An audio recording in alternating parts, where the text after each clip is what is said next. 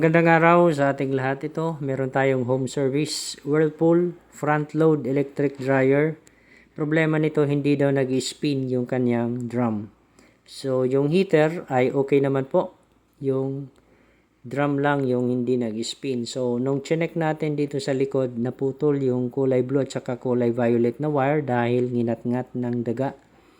So, yan po ay pagdudugtungin natin.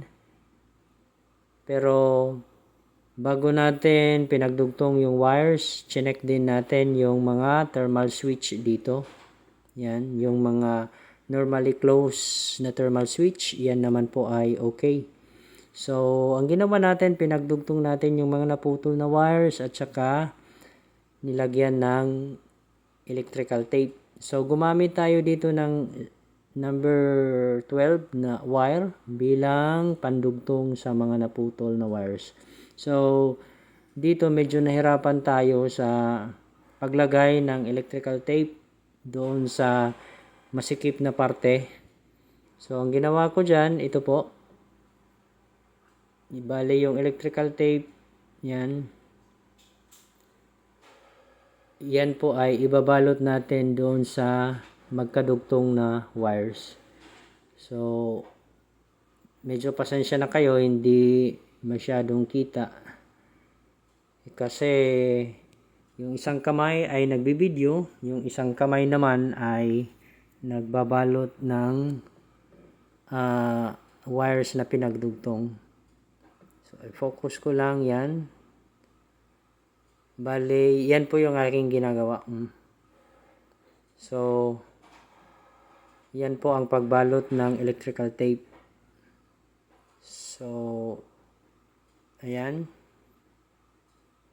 Dito ay nailagay ko yung aking cellphone sa may ibabaw na parte para at least maipakita ko sa inyo yung aking paglagay ng electrical tape o pagbalot ng electrical tape doon sa magkadugtong na wires kung ang magkadugtong na wires ay masyadong masikip yung space, ano? So, yan po yung ating ginagawa. Yan.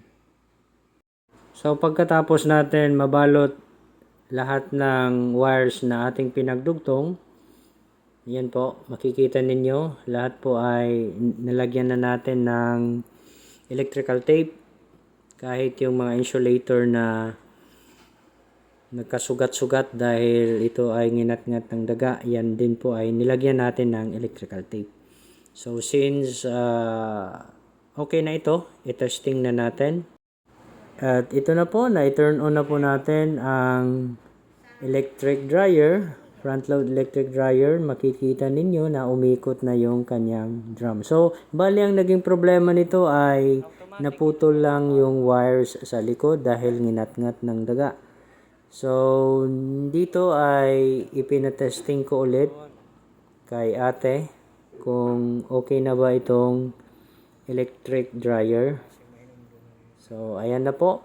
Na-turn on niya ulit. Tapos, i-check natin kung umiikot na ba yung drum. Yan, umiikot na yung drum. Sana po ay mayroon kayong natutunan.